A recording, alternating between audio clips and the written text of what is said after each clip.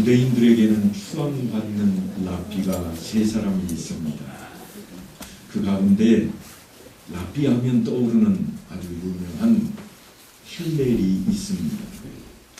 아직도 힐렐 학파가 있을 정도입니다. 그리고 우리가 잘 아는 탈무드, 유대인들이 자녀를 가르칠 때에 사용하는 교본으로 삼고 있는 그 탈무드를 처음으로 편집했던 아키파라는 랍비가 있습니다. 하지만 우리에게는 조금 생소한 한 사람이 있는데 그의 이름은 벤 자카이라고 하는 랍비입니다. 오늘은 그 사람에 대한 이야기로 말씀을 시작하고자 합니다. 주후 70년이 되자 로마는 식민지였던 이스라엘을 아예 지구상에서 없애버리려고 작정을 합니다. 그래서 베스파니안 장군이 군대를 이끌고 예루살렘 성을 호위합니다. 우리 성경을 통해서 우리는 베스파니안 장수 아래에 있던 한 사람의 장군 이름을 기억을 합니다. 누군가요? 디도스 혹은 디투스. 그 사람의 이름만 성경에 나와 있습니다만 왜 그렇게 되었는가 하면 나중에 이 베스파니안 장군이 황제가 되어버리기 때문에 그렇습니다. 실제로는 베스파니안이 장수가 되고 그 아래 휘하의 장군들을 이끌고 예루살렘 성을 포위했습니다. 왜 그런 일이 벌어졌는가 하면 우리나라가 일본의 식민지에서 독립하려고 했던 것처럼 유대인들도 그랬기 때문입니다. 우리도 독립하려고 열심을 냈잖아요. 만세운동도 하고 독립운동을 이모저모로 열심히 했던 것처럼 유대인들도 그랬습니다. 하지만 군사력으로 세계 최강의 제국인 로마 군대를 이겨낼 방법이 없었습니다. 곧 들이닥칠 찰나지간입니다. 그래서 유대 지도자들이 어떻게 할까 고심에 빠졌습니다. 아무리 생각해도 길이 보이지를 않습니다. 바로 그때의 성 안에 소동이 벌어졌습니다. 그들의 최고의 랍비였던 벤 자카이가 죽은 겁니다.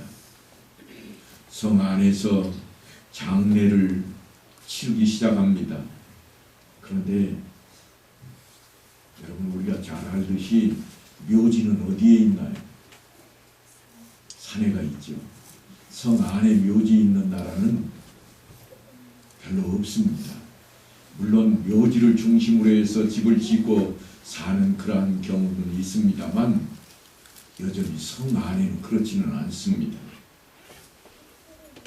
그러니까 그들이 벤 자카이 랍비를 장례를 치르기 위해서는 어떻게 해야 되는가 하면 관을 메고 밖으로 나가야 됩니다. 그래서 그의 제자들이 죽기를 각오하고 랍비 벤 자카이의 관을 짊어지고 성 밖으로 나옵니다. 성을 지키던 군사들이 깜짝 놀랍니다. 아니 저 건너에 있는 로마 군대가 더 놀랬습니다. 전쟁을 하다 말고 별 희한한 일입니다. 하지만 무장도 하지 않았고 달랑 시신을 운구하는 몇 사람은 문제가 되지를 않았습니다. 그래서 통과를 시킵니다. 그런데 그날 밤 로마 장군 베스파니안이 머무는 군막에 벤 자카이가 나타났습니다. 그냥 있는 것이 아니라 로마의 황제 앞에 엎드려 경의를 표하는 모습으로 예언을 전합니다. 당신은 곧 로마의 황제가 될 것이요. 베스파니안 장군이 깜짝 놀랐습니다. 하지만 벤 자카이의 제안을 귀담아 듣습니다. 그리고는 그의 제안을 수락합니다. 이제 랍비 벤 자카이는 자신이 빠져나왔던 성으로 돌아갑니다. 나올 때는 관 속에 담겨서 나왔지만 들어갈 때는 걸어서 제자들을 이끌고 들어갑니다. 그리고 벤자카이가 성으로 들어가자마자 예루살렘 성문을 활짝 열어버립니다. 순식간에 로마의 군사들이 물밀듯이 성 안으로 들이닥쳤고 상상하지도 못할 살육과 엄청난 파괴가 시작되었습니다. 그렇게 이스라엘은 이 땅에서 자치를 감추게 됩니다. 이스라엘의 중심인 법궤가 모셔진 성전마저도 일찍이 주님께서 말씀하신 대로 돌 위에 돌 하나도 남겨지지 않을 정도로 철저하게 파괴되었습니다. 제가 드리는 말씀은 예루살렘 성을 중심으로 해서 말씀을 드리는 겁니다. 물론 저항군들이 남아서 저 산꼭대기로 가서 치열하게 마지막까지 항전을 하겠습니다만 되었습니다만 그렇게 파괴되었고 예루살렘 안에 있던 성전마저도 완전하게 파괴되어 버립니다. 네가 이 큰 돌들을 보느냐? 돌 하나도 돌 위에 남지 않고 다 무너뜨려지리라. 주님께서 말씀하신 그대로 다 이루어지고 말았습니다. 하지만 베스파니안 장군은 라비 벤자카이와 맺은 약속을 끝까지 지켰습니다.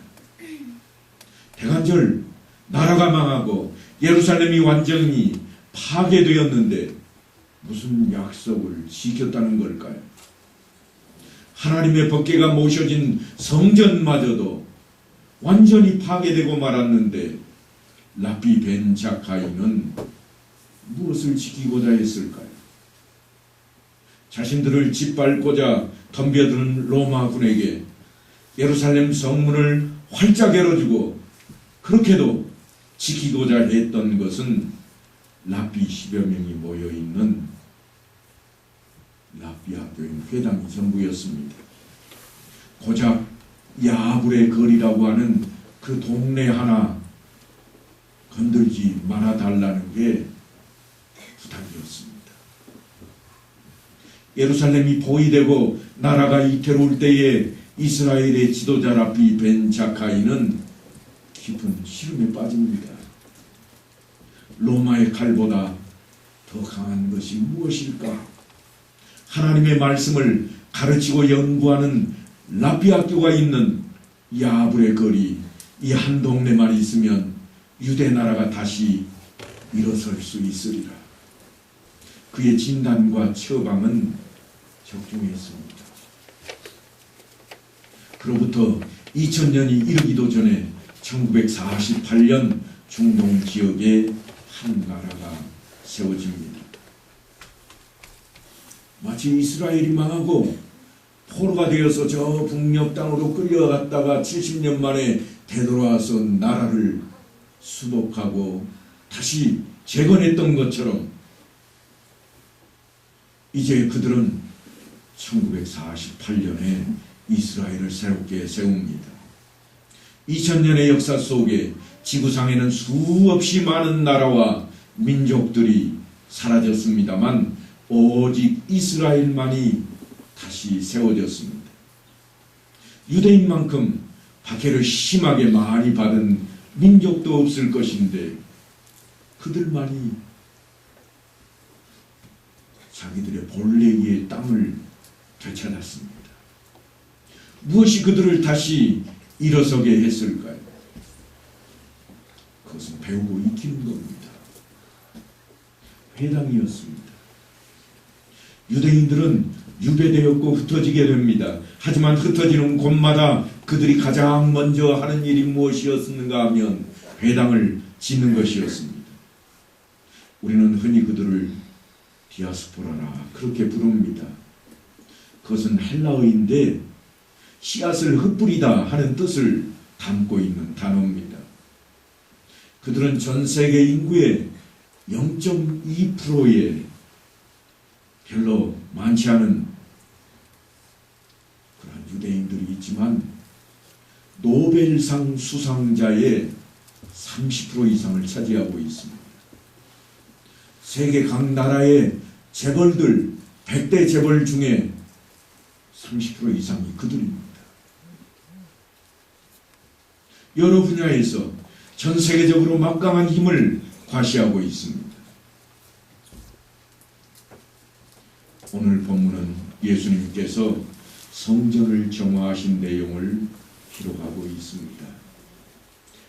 왜 예수님은 마지막까지 성전을 정화하고자 하셨을까?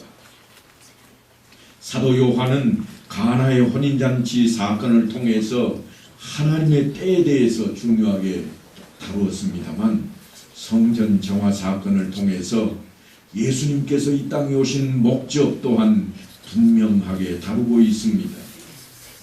그래서 다른 복음서들과는 달리 성전 정화 사건을 가나의 혼인잔치와 함께 먼저 다루고 있는 겁니다. 요한에게 있어서 그만큼 중요한 문제입니다. 성전 정화 사건은 유월절과 아주 밀접한 관계를 갖고 있습니다. 절기와 밀접하다. 이 이야기는 예배 드리는 일과 관련이 있다 하는 겁니다. 당시에는 제물을 잡아서 제사 드리던 때입니다. 그 이야기를 성경은 이렇게 시작합니다.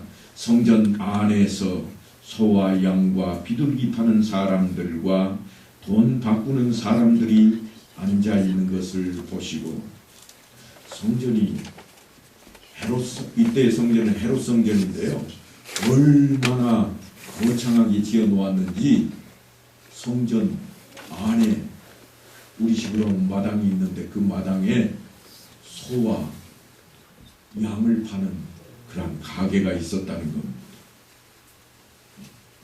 환전소가 있었다는 겁니다. 왜 이런 사람들이 성전에서 동물을 팔고 돈을 환전하고 있었을까요? 그것은 예루살렘 성전에서만 하나님께 제사를 드렸기 때문입니다. 예루살렘에서 멀리 떨어져 살던 사람들은 제물로 동물을 가져오는 것이 여간 어려운 일이 아닙니다. 그저 보름, 길게는 한 달이 넘게 떨어져 살고 있는 자기 집으로부터 1년에 3차례 절기 때마다 예루살렘 성전에 나가야 되는데, 그때마다 예물을 수레에 싣고 혹은 걸리고 그렇게 해서 끌고 와야 했습니다. 얼마나 어려운지 점점 그들은 예루살렘 가까운 곳에서 제물을 사기 시작합니다. 제물을 사고 파는 일이 제사장들 눈에 띈 겁니다. 무슨 일이 벌어졌겠습니까? 성전에 와서 제물을 사라고 성전 안에다가 제물 파는 상점을 만들어 놓은 겁니다. 또 이스라엘 남자는 매년마다 5세겔의 성전세를 내야 했는데 세상의 돈은 더럽다고, 그래서 성전 전용의 동전을 주조해 놓았습니다. 그러니까 어느 누구도 성전의 동전을 가지고 있을 수가 없고 성전에 와서 바꾸어야만 했습니다. 세금을 내버리면 다시 그 성전세를 내는 세겔 동전은 성전에만 있습니다. 바꿔가지고 기념으로 가져갈 사람이 있을까요? 지금 같으면 모르겠는데 그 시절에는 없었던 것 같습니다. 그래서 환전소도 성전 안에 그렇게 필요한 겁니다. 사람들의 편의를 제공하기 위한 이런 일련의 일들은 전혀 이상해 보이지를 않습니다. 아무도 이상하게 생각하지를 않았습니다. 당연히 그러려니 여겼습니다. 소도 거래하고 양도 거래하고 비둘기도 거래하고 돈도 바꾸는 일이 절기를 지키는 일 가운데 하나가 되어버렸습니다. 그런데 주님께서 노끈으로 채찍을 만드사 양이나 소를 다 성전에서 내쫓으시고 돈 바꾸는 사람들의 돈을 쏟으시며 상을 엎으시고, 왜 주님께서는 이런 행동을 하셨을까요? 그뿐이 아닙니다. 분노를 바라고 계십니다. 내 아버지의 집으로 장사하는 집을 만들지 말라. 요한은 상당히 격식 있게 이렇게 표현을 했습니다만 다른 복음서에는 동일한 내용을 직설적으로 표현해 놓고 있습니다. 내 집은 기도하는 집이라 일컬음을 받으리라 하였거늘 너희는 강도의 소굴을 만드는도다. 그러니까 주님께서 지금 엄청나게 화가 나신 겁니다. 이렇게 화를 내신 적이 없습니다. 주님께서 제사를 드리러 온 사람들의 공공연한 비밀을 폭로하고 계신 겁니다. 어떤 사람들은 집에서 기르던 가축을 제물로 준비해 오기도 하였습니다. 하지만 제사장들은 어떻게 해서든지 흠을 찾아내서 다시 가져오게 만듭니다. 물론 성전 안에서 산 제물은 표식이 있어서 검사도 하지 않고 통과되었습니다. 그러니까 누구라도 다 제물은 성전에서 사는 것이 통상례가 되었습니다. 그뿐이 아닙니다. 제물을 번제로 드렸다 그 말은 불로 태워서 다 하나님께 드리는 제사입니다. 그런데 제사장들이 그 많은 제물을 다 태우지 않고 일부만 태우고 나머지는 빼돌려서 팔아먹는 일까지 생겼습니다. 그러려면 누가 필요한가요? 장사치가 필요합니다. 그래서 제물을 파는 사람들이 제사장들에게 뇌물을 주고 그 자리를 지켜야만 했습니다. 이런 일은 비밀입니다. 그런데 누구나 다 아는 사실이요. 아무도 밝히려고 하지 않았고 숨겨졌습니다. 오직 예수님만이 그 사실을 지금 드러내고 있는 겁니다. 가만히 있으면 조용하고 시끄럽지 않을 건데 예수님께서 그것을 들춰내자 성전은 아주 시끄러워졌습니다. 주님이 성전을 정한 사건을 사도 요한은 이런 표현을 씁니다. 제자들이 성경 말씀의 주예전을 사모하는 열심이 나를 삼키리라 한 것을 기억하더라. 뜬금없이 무슨 말씀인가 하면 주님이 지금 이렇게 시끌벅적하게 드러내가지고 당하고 있는, 그래서 몰리고 있는 이 내용에 대한 이야기입니다. 내가 나의 형제에게는 객이 되고 나의 어머니의 자녀에게는 낯선 사람이 되었나이다. 주의 집을 위하는 열성이 나를 삼키고 주를 비방하는 비방이 내게 미쳤나이다. 다윗의 시편에 나오는 대목입니다. 요즘식으로 조금 쉽게 표현을 해볼까요? 믿지 않는 형제들이 그럽니다. 교회에다 바치는 헌금 절반만 나한테 줘봐라. 그러면 내가 얼마나 감사하고 너한테 훨씬 더 잘 돼야겠느냐. 교회 다닌다고 있는 돈 없는 돈 다 갖다 바치면서 형제는 언제 돌아보기나 했느냐. 그런 이야기를 믿지 않는 가정에 홀로 믿는 그런 분들은 겪었을 만한 내용입니다. 지금 그 이야기입니다. 예수를 잘 믿는다고 제대로 믿다가 자기 주변의 형제들에게는 따돌림 당하고 욕이나 먹는 그러한 처지에 달했다고 하는 겁니다. 내가 하나님을 너무 사랑하기에 성전을 너무나도 아끼다 보니 형제와 가족들로부터 왕따 당하는 것은 물론이요 주를 향한 비방을 모두 뒤집어 쓴다고 하는 그러한 이야기입니다.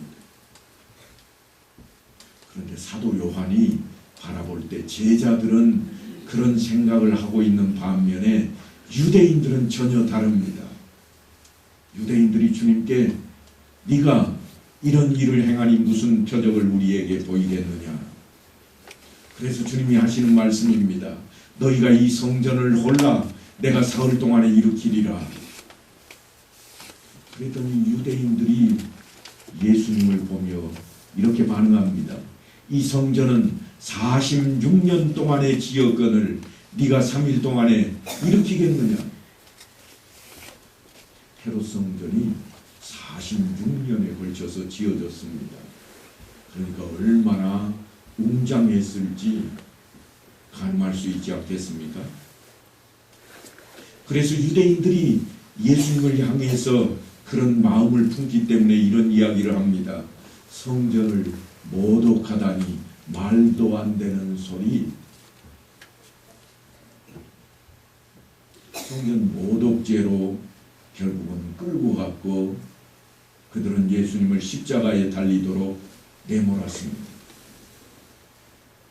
하지만 주님은 십자가에 못 박혀 죽으시고 장사된 지 사흘 만에 부활하셨고 그들이 그렇게도 애지중지하던 성전은 로마군에 의해서 초토화 되어버렸습니다. 그렇게 파괴된 성전은 그 자리에 다시는 재건할 수도 없게 되고 말았습니다. 사람이 없어서가 아닙니다. 돈이 없어서도 아닙니다. 지금 그 자리에는 이슬람 사원이 자리를 잡고 있습니다. 그러니까 성전을 재건하려고 하면 이슬람과 전쟁을 해야 됩니다. 왜 하나님께서는 다시는 성전을 재건도 할 수 없도록 그렇게 만들어 놓으셨을까요? 세 차례에 걸쳐서 성전은 예루살렘에 세워졌습니다. 처음에는 솔로몬이 세웠고 두 번째로는 포로 생활에서 귀환했던 이스라엘 백성들과 함께 스룹바벨이 지었습니다. 그리고 지금 등장하는 성전은 헤롯 왕에 의해서 세워진 엄청난 규모의 성전입니다. 원래 성전은 하나님과 그의 백성이 만나는 장소입니다. 그래서 하나님과 백성이 만나서 용서와 사함이 그래서 화목이 있는 곳입니다. 하지만 성전이 아무리 웅장하고 멋지게 지어졌을지라도 사람들의 이득이나 챙기는 강도의 소굴로 변질되고 말았다는 겁니다. 그래서 예수님께서는 이사야 선지자의 글에 있는 그 내용을 가지고 내 집은 만민이 기도하는 집이라 그렇게 말씀하고 있는 겁니다. 기도는 하나님과의 동행입니다. 그러나 성전은 더 이상 죄를 사함받기 위해 하나님 앞에 서는 그런 자리가 아니었습니다. 헤롯 성전은 자신들의 자랑이었고 자신들의 공로였습니다. 오히려 장사하는 자리가 되었고 속고 속이는 거짓된 전당이 되어버렸습니다. 흔히 하는 이야기 있잖아요. 자기가 돈 들여서 뭘 하나 세워놓으면 무슨 생각이 난다고요? 본전. 그래요. 본전 생각이 나니까 어떻게 해야 돼요? 본전 뽑아야 된다. 선거가 종종 있습니다만 선거철만 되면 나오는 이야기잖아요. 그래 드린 만큼은 뽑아내야지. 그러려고 내가 한 자리 했지. 그거 안 하려고 내가 무슨 돈 퍼주려고 선거에 참여했더냐? 마찬가지입니다. 성전도 똑같습니다. 우리가 예배드리는 예배당도 똑같습니다. 어떤 한 사람이 예배당을 지어버리면 그 사람은 자기 재물 생각이 날 수밖에 없습니다. 그래서 자기 자랑거리가 되고 자기의 공로가 되어버리고 마는 겁니다. 그래서 주님은 늘 성경을 통해서 우리에게 말씀하시기를 교회는 공동체라 너희는 하나라 한 몸을 이루라 그렇게 주장하시는 겁니다. 그래서 장사하는 자리가 되고 속고 속이는 거짓된 전당이 되어서 있는 자들의 폭력이 난무하는 강도의 소굴로 변한 그 성전을 향해 주님께서 하신 말씀입니다. 너희가 이 성전을 헐라 내가 사흘 동안에 일으키리라. 이 말씀은 주님께서 몸소 죽은 자 가운데서 사흘 만에 다시 살아나시고 부활하실 것과 그 주님이 하나님의 진정한 성전인 것을 말씀하고 있는 내용입니다. 오늘날 교회는 의미상으로 성전을 그대로 승계하고 있습니다. 하나님 앞에 예배 드리는 그런 차원에서 그렇습니다. 그래서 우리는 주님의 몸된 교회라 하는 칭호를 사용합니다. 사도 바울도 고린도 교회에 보내는 편지를 통해서 하나님의 교회 곧 그리스도 예수 안에서 거룩하여지고 성도라 부르심을 받은 자들과 또 각처에서 우리의 주 곧 그들과 우리의 주 되신 예수 그리스도의 이름을 부르는 모든 자들이라고 교회는 믿는 자들의 모임이요 공동체인 것을 증거합니다. 그리고 주님께서 내가 세상 끝날까지 너희와 항상 함께 있으리라 하신 그 약속의 말씀으로 우리가 교회 안에 서 있게 되는 겁니다. 이스라엘 백성들은 광야 생활 40년 동안 성막을 중심으로 생활을 했습니다. 12지파가 3지파씩 동서남북으로 항상 진을 쳤습니다. 왜냐하면 중심에 있는 성막에 하나님께서 계시기 때문이었습니다. 출애굽기에 보면 거기서 내가 너와 만나고 성막에서 만나 주시겠다고 약속을 하신 하나님입니다. 그리고 내가 이스라엘 자손을 위하여 내게 명령할 모든 일을 내게 이루리라. 성막에서 만나 주시겠다고 또한 약속하고 있습니다. 그러니까 하나님의 임재와 인도하심에 대한 약속입니다. 다시 말하면 하나님과의 동행입니다. 광야 40년 동안 이스라엘 백성들은 아침에 일어나서 가장 먼저 하는 일이 뭔가 하면 성막을 바라보는 겁니다. 구름 기둥이 성막 위에 머물러 있으면 언제라도 그 자리에 머물고 구름 기둥이 움직이면 그들은 떠나야 했습니다. 이스라엘 백성들은 드디어 하나님께서 허락하셨던 젖과 꿀이 흐르는 땅 가나안에 정착하게 되었습니다. 그리고 솔로몬이 성전을 지은 후로는 성전이 성막을 대체하게 됩니다. 왜냐하면 하나님의 임재를 상징하는 법궤를 그곳으로 옮겼기 때문입니다. 그러니까 이제는 하나님께서 임재하시는 그러한 성전이 된 겁니다. 그래서 사람들은 여호와 하나님의 성전이라 그렇게 불렀습니다.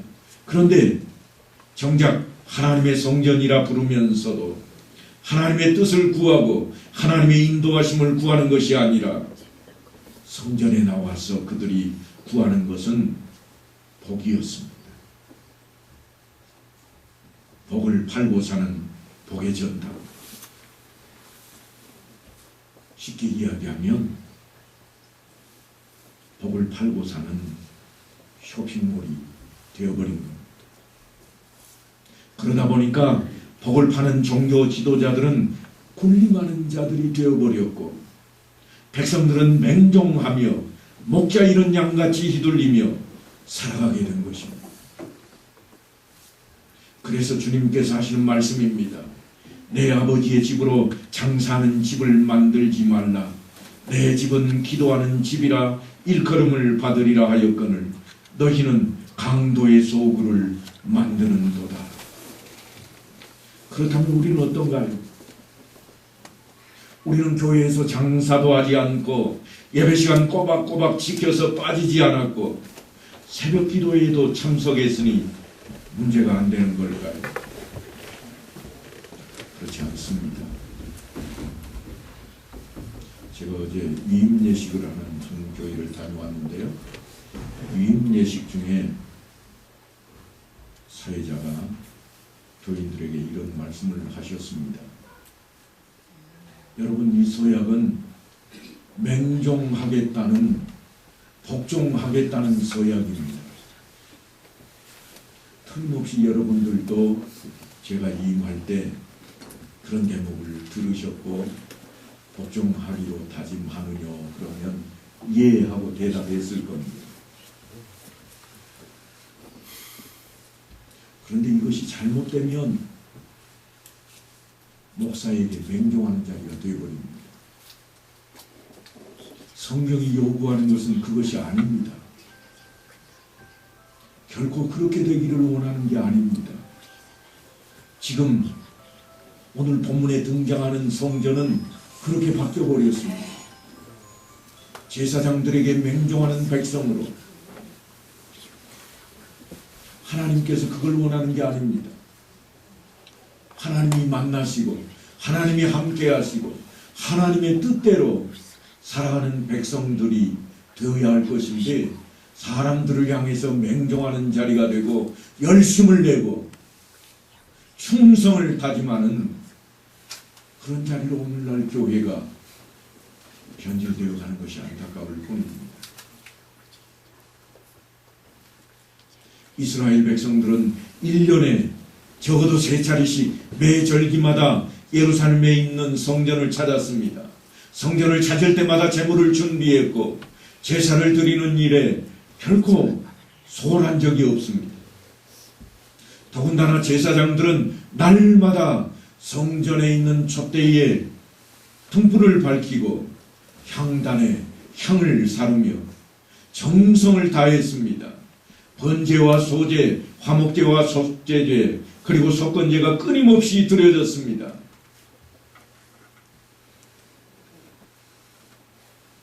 집을 지을 때는 헌당을 위해서 제사를 드렸고 누군가 임직할 때는 임직을 위한 제사도 드렸습니다. 오늘날 우리가 하는 모양 그대로 수천 년 전에도 다 있었던 것입니다. 제물을 잡아서 드리던 제사가 오늘날 우리가 드리는 예배의 형식으로 바뀌었을 뿐 여전히 우리도 그와 같은 일들을 하고 있습니다.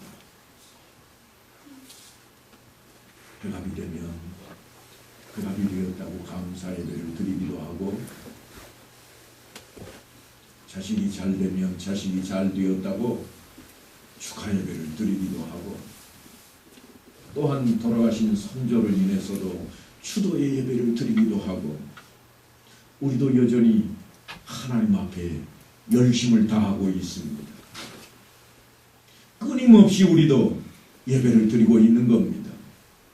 주일 낮과 오후 그리고 수요일과 금요일뿐만 아니라 매일 새벽 끊임없이 예배의 초소를 찾고 있습니다. 하지만 그것이 그저 형식적으로 하는 행동이라면 유대인들의 율법주의와 다를 바가 없습니다. 오직 하나님의 뜻을 묻고 하나님의 인도하심을 받지 않는다면 우리도 또한 마찬가지입니다. 우리가 매 주일마다 나누는 인사가 그래서 너무나도 중요합니다. 말씀대로 사셨나요? 말씀대로 살겠습니다. 이게 실제로 우리 안에서 이루어져야 할 이유입니다. 그래야 우리가 예배 드리는 것이 합당한 일이 되는 겁니다. 내가 사는 데에 있어서 내가 살아가는 세상에 있어서 드러나지 않는다면 아무 소용이 없습니다. 이 자리에서 백날 잘해도 밖에 나가서 잘못하면 그건 잘못하는 겁니다.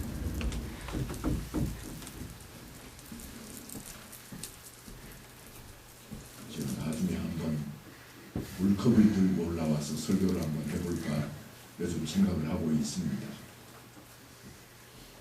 물컵 설교, 세상에 그런 설교가 있을까 생각하실지 모르겠습니다만 한번 기대를 해보십시다. 송구 영신 예배 때 한번 해볼까 그렇게 작정을 하고 있습니다. 옛날에는 시청각 교육이 별로 없을 때는 융단에다가 그저 붙여가면서 설교도 했고요. 그때 제가 물컵을 들고 나타나가지고 좀 색다른 설교를 한다는 이야기를 들었는데 이번 송구 영신 예배 때 한번 해보려고 합니다. 무슨 이야기예요? 송구 영신 예배 때 다들 많이 나오시라는 얘기예요. 왜냐? 말씀대로 살겠다고 다짐을 하고 그대로 살아가기 위해서 우리가 중요하게 여기는 것이 뭔가 신년에 다짐하는 거 중요하게 여기시더라고요. 연말이 되면 그거 다 했을까 항상 점검을 하시더라고요. 장로님 기도하시는데도 그런 내용이 있길래 그 말씀을 좀 드리고 있습니다. 여러분, 교회 출석을 해도 기도를 해도 예배를 드려도 하나님의 뜻을 구하지 않고 하나님의 뜻대로 살지 않으면 다 헛것이 됩니다. 피 좋은 게살구라고 그러지 않습니까? 빛깔만 예수 믿는 겁니다. 냄새는 없는 겁니다. 빛깔만 예수 믿는다는 소리를 들어가지고 되겠습니까? 빛깔 내는 거야 색소 좀 풀어놓으면 그 빛깔 납니다. 그러나 향과 냄새 그리고 맛은 그렇게 이루어지는 것은 아닙니다. 실제로 품어내야 됩니다. 우리 안에서 예수를 믿는 믿음의 활동이 일어나야 되겠습니다. 주님은 지금 성전을 정화하면서 그것을 우리에게 가르치고 싶으신 겁니다. 썩어 빠진 예배당이 아니라 왔다 갔다만 하는 그런 예배당이 아니라 자랑이나 하기 위해서 나도 교회 나간다고 얼굴이나 팔기 위해서 그런 모습으로 나오는 예배당이 아니라 하나님 앞에 진심으로 예배를 드리는 예배당. 하나님의 말씀대로 살기로 다짐하고 그렇게 살아가는 삶이 있는 그런 예배가 될 수 있게 되기를 간절히 축원합니다.